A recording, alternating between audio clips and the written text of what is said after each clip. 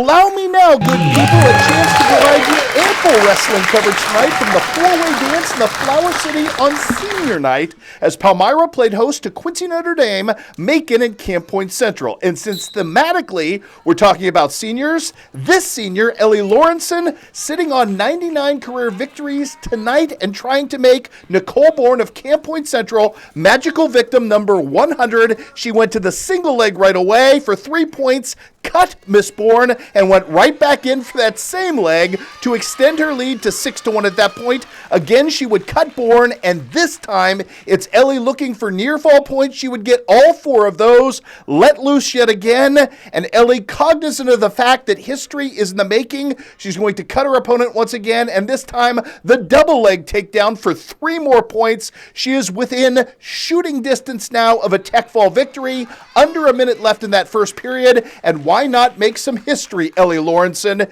She is the best wrestler this area has produced on the girls' side in the very short history of girls wrestling here, and tonight she wins magical match number 100 in very impressive and dominant as usual fashion. And it was really neat tonight to see Ellie's fan club in full repose. They were perhaps more excited than even Ellie was to celebrate this momentous accomplishment. Now, before Ellie even hit the mat, her teammate, Kendall Wilt, working against Central's Maya Lynch. Good start for Kendall as she circles and eventually gains control for the takedown. A hard-fought one there. However, Kendall got a little high right here, and Maya is going to reverse her and put Kendall in danger.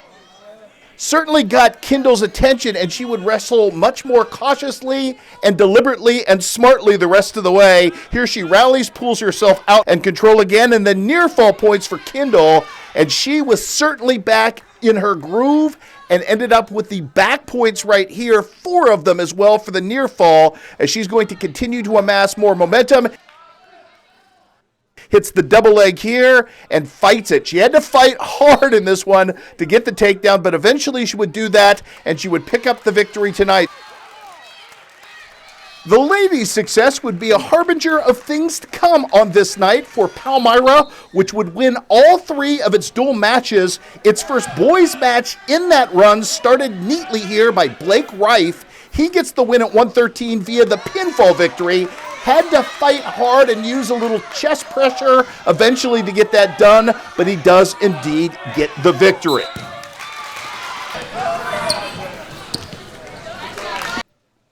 Meanwhile, let's check in on Macon taking on Quincy Notre Dame. It's Heinrich Wooten at 150 pounds taking on Abram Zanger. Off to the quick takedown in this one. Then the double leg as well, and Heinrich Wooten was on a groove in this one.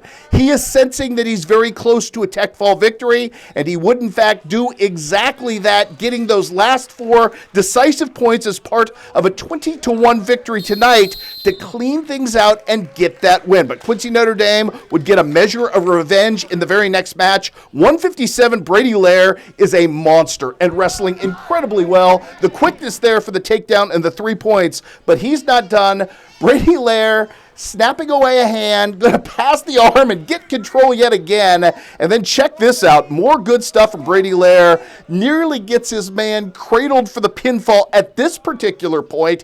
He'll settle for the near fall points, 4 of them at that point. And then it's Brady just actually toying with his prey at this point. This is magnificent. Bouncing all over the mat, and check the snap down coming right here as he would catch the double leg and stay in bounds to get the points at this point.